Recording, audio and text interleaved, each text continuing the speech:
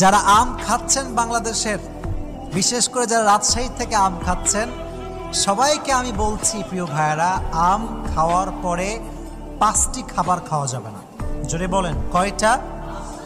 আম যেমন এটি একটি ভিটামিনযুক্ত খাবার, অনেক উপকারের ভিতরে রয়েছে, তেমনভাবে বেশি যদি কেউ আম খাইতেই থাকে ক্ষতি আছে না নাই? আম খাওয়ার পরে 5 ধরনের খাবার খাওয়া যাবে না। জবান খুলে বলেন কয় ধরনের খাবার খাইলে আপনার রোগ হবে? আর আল্লাহ তাআলা কোরআনে বলেছেন, ওয়ালা তুলকু বিআইদিকুম ইলা তাহলুকা, যে কাজটা তোমাকে ধ্বংসের দিকে ঠেলে দেয় এমন কোনো কাজে নিজেকে ঠেলে দেওয়া যাবে। তাহলে 1 নাম্বার যে খাবারটি আপনি খাবেন না, আম খাওয়ার পরে পানি খাবেন না। কথা বলেন কি খাবেন না? এটা হয়তো আপনারা মুরব্বির মুখে শুনেছেন, এজন্য বলা হয় যে আসলে এটা পানি খেলে আপনি অ্যাসিডিটির সমস্যায় ভুগতে পারেন, কারণ এই আমের ভেতরে এমনিতে প্রচুর পরিমাণে একটা পানি জাতীয় খাবারের ভাবটা আছে না নাই?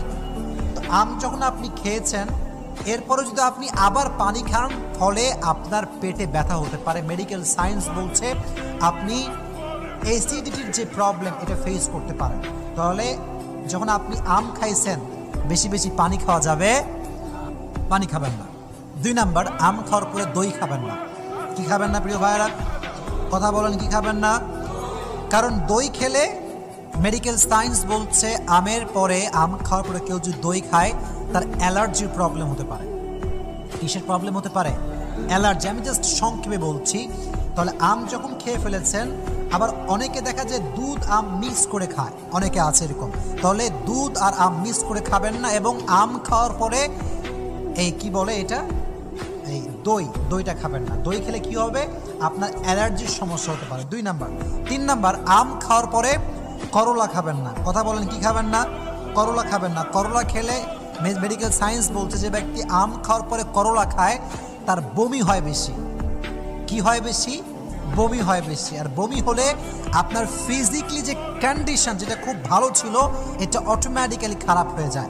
এজন্য আম খাওয়ার পরে করলা খাওয়া যাবে না। 4 নাম্বার, আপনি যে কাজটি করবেন না সেটি হচ্ছে আম খাওয়ার পরে ঝালযুক্ত কিংবা মশলাযুক্ত কোনো খাবার খাবেন না।